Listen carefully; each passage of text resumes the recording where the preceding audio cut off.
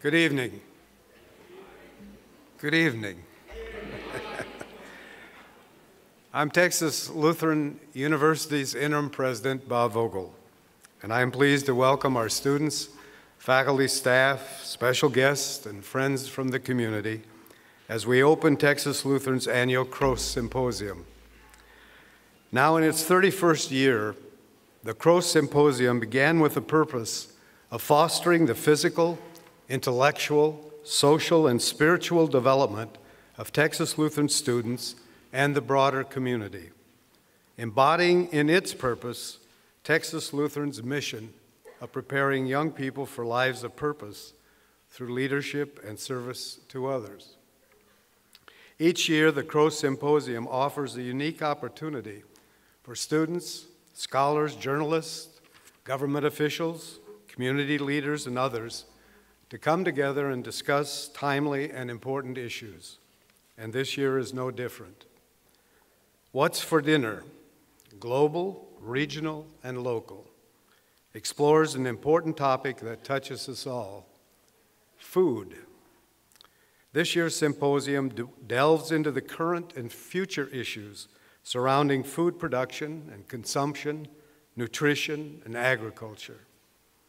Over the next 2 days, we will hear from experts on the global challenges of modern food production and what various constituents are doing to address these important issues across the country, in our neighboring states, and even in our own backyard.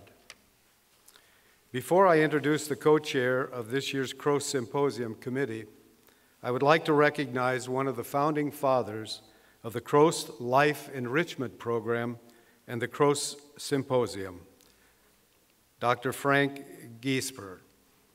Dr. Giesper, Professor Emeritus of Economics, served Texas Lutheran as academic dean when the idea of the Krause program and symposium became a reality. In recognition of Dr. Giesper's contribution to the creation of the Krause program, this keynote presentation of each Krause Symposium is now titled the Frank Giesberg Lecture. We are pleased that Dr. Giesberg and his wife Elaine are present tonight. I ask them to stand and be recognized.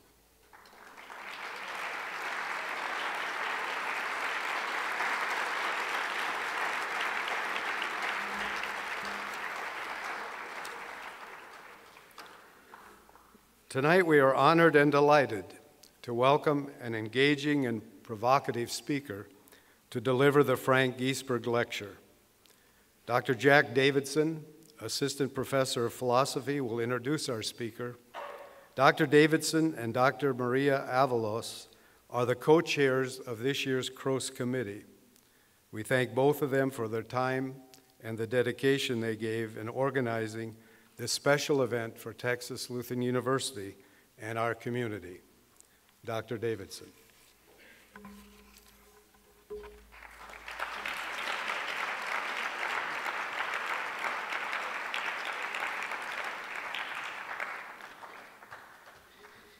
Thank you, President Vogel. The Brown Endowment Fund was established through a generous bequest by the late Mrs. Jessie Brown and Dr. Jack Brown to enrich the arts, sciences, and culture here at TLU. Tonight's Krause Symposium keynote address by Paul Roberts exemplifies their wishes, and we're grateful to them and to the Brown Enrichment Committee at TLU for providing the major funding for Mr. Roberts' talk tonight.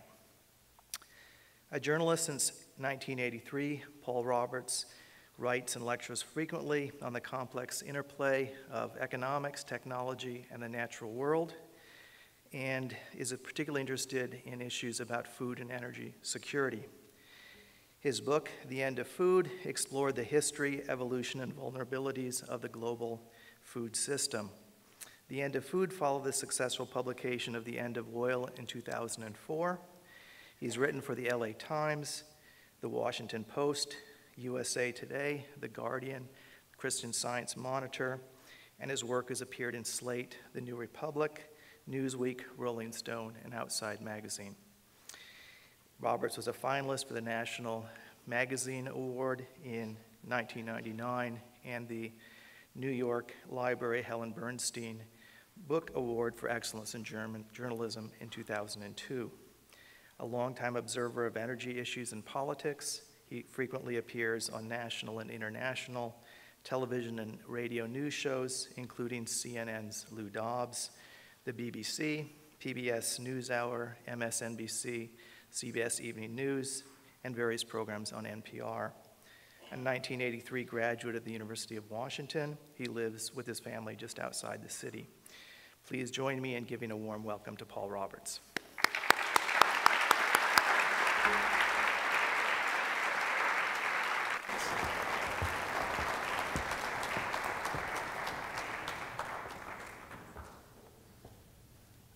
Thank you, Dr. Davison, President Vogel. Can everyone hear me? Who wants to? Just want to check. So I realized in listening to that very kind introduction that two names came up, the end of oil and the end of food. And I just want to let you know that my own children criticize me for these sort of downbeat titles. My son tells me that I could probably sell some books if I came up with a more optimistic title. So, good? No? Okay, should I repeat that great opening joke, or? I was acknowledging that my books, my sort of subject matter can sometimes be sort of downbeat, and that my own children suggest that I push for a more optimistic angle. So tonight, and I'll try to at least leave you that way, so you're not feeling completely suicidal by the end of the evening. So tonight we're going to talk about the global food system, which, if you think about it, is really in many respects the American food system. And I say that because if you spend much time in other countries, a lot of countries, what you'll see in the way they sort of produce food and consume food and think about food is really a variation on the American system. Now, why would they do that? Well, because the American food system does two things really well. It produces a lot of food, and it does it very cheaply. In fact, this was sort of the hallmark of America for a century or so. And Europeans would come visit their American cousins in the early 1900s, and they would be amazed by the amount of food we had on the table. I mean, they would show up at hotels, restaurants, in private homes, and they would just be stunned by the spread. The number of courses we had, all the meat dishes, the side dishes, the desserts. It's like, whoa, they couldn't believe it.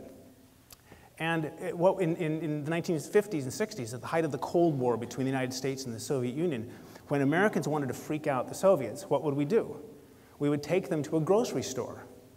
We'd let them walk up and down the aisles, because they would, as they passed, the 25 different varieties of cornflakes and tuna fish in a can and TV dinners, they were amazed. They were so amazed they thought we were faking, that we'd just come up with one grocery store. But in fact, when they realized that all grocery stores were like this, they got what we were trying to tell them. We weren't telling them to look at the grocery store. We were saying, think of the system behind the grocery store.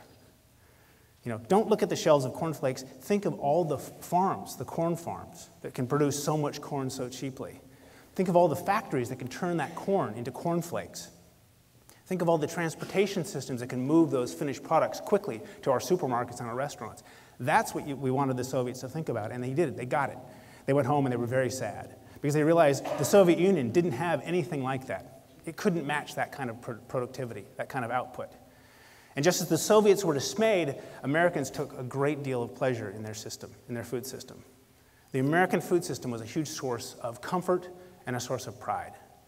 It was proof that we were doing the right thing, essentially. It was proof that progress really worked. Now you flash forward about 50 years, and the story's a little bit different, isn't it?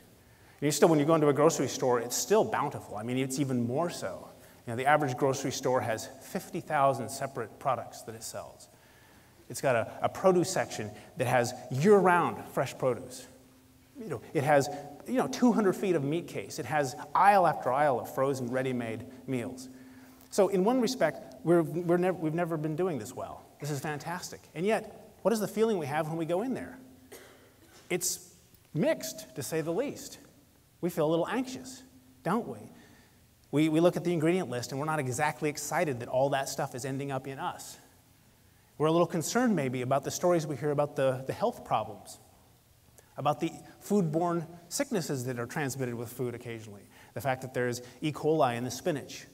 E. coli in the tomatoes, E. coli in the hamburger, salmonella in the egg supply. How did that happen? And we recognize that the system behind the bounty is having some trouble. And we recognize there are limits to the benefits of cheap food, don't we? As we struggle to deal with not eating too little but too much. And at the same time, and by the end of this decade, by the way, in 10 years from now, the estimate is that 3/4 of Americans will be struggling with a weight problem. 3/4. And meanwhile, much of the rest of the world still struggles with getting enough food. 1 billion people still can't get enough calories. And it's not just enough calories, it's enough of the right kind of calories. Enough protein to build muscles, enough calcium and minerals to build skeletons, enough micronutrients to ensure proper brain development. I mean, in Africa right now, there's probably 5 million children that are blind because they couldn't get one micronutrient, vitamin A. They'll never see because of this one micronutrient. And the tragedy, one of many, is that vitamin A is a very cheap micronutrient. It is not that difficult to supply, and yet our great system can't quite see a way to deliver a micronutrient to those who most need it. So what's the problem? Well, in a nutshell, the system behind all this bounty is having a hard time. It's in the process of breaking down. It's under a huge amount of stress. And it's in that stress that I think we'll see the source of a lot of the problems that we're dealing with today. So what I wanted to do is talk a little today about that system behind the bounty. Now, what do I mean by a system? Well, in the simplest terms, a system is it's an organization of parts that have some relationship with one another, mutual independence. A good example would be the engine in your car. All these parts work together, they're very dependent on each other. If one or two break down, the engine stops working. And you can see this dynamic in systems everywhere. Air traffic control, as I learned yesterday coming in. You know, in an ideal world, air traffic control perfectly and smoothly coordinates thousands of flights all over the world. But what happens if there is, for example, a thunderstorm near DFW? Then you have backups, in my case, Seattle, but also in New Jersey, in Chicago, in London. Why? Because the system is so tightly connected that a mistake, an error, a problem in one part immediately is transmitted elsewhere. And the food system is very similar. In fact, it's identical. It is a collection of interrelated, mutually dependent parts. And when one breaks down, the effects are felt elsewhere. Now, there are some very obvious cases here. Drought in Russia really hammers the wheat crop this year, so wheat prices go up not just in Russia, but all over the world. That makes sense, we sort of get that. But many of these sort of systemic effects are harder to see, they're much subtler, and they may not show up for years or decades. I mean, a classic example, and I discussed in my book, a classic example occurs in New York, just after World War II. These fishermen are up there fishing on the Hudson River, and they're catching fish, and they notice something bizarre about the fish. The fish are getting bigger every year. Now, the fishermen I know don't complain ever about big fish. This is not a problem. The issue here was that because these fish were being hooked downstream from a pharmaceutical laboratory, there was a little concern that perhaps the large fish had something to do with what was coming out of the laboratory. Now, eventually, the reports get back to the company itself, and there's a staff scientist named Thomas Jukes who decides that he's going to investigate. He's a smart guy. He realizes that something that's being made in the factory is getting into the water, and at the time, the company had just come up with a hot new antibiotic called tetracycline. This was an amazing product, an antibiotic, killed germs, and what was happening was, during the process, the waste product from this, making this antibiotic was being dumped into the river. It was legal to do it back then. And it was getting into the fish. So Jukes says to himself, why would an antibiotic make the fish get bigger? And he says, maybe what's happening is that the antibiotic is getting into the fish gut, and it's killing off the bacteria that cause infections in all wild animals. And he thinks, well, if that's the case, when an animal or a person has an infection, they have to use energy to fight off that infection. And that's energy that they can't be using for what? For growing. So if we kill off that infection with antibiotics, that'll allow them to use all those calories to do what? To get bigger. And lo and behold, as he tested this on baby chicks, he started administering tiny doses of antibiotic to these baby chicks. And lo and behold, 25% improvement in growth.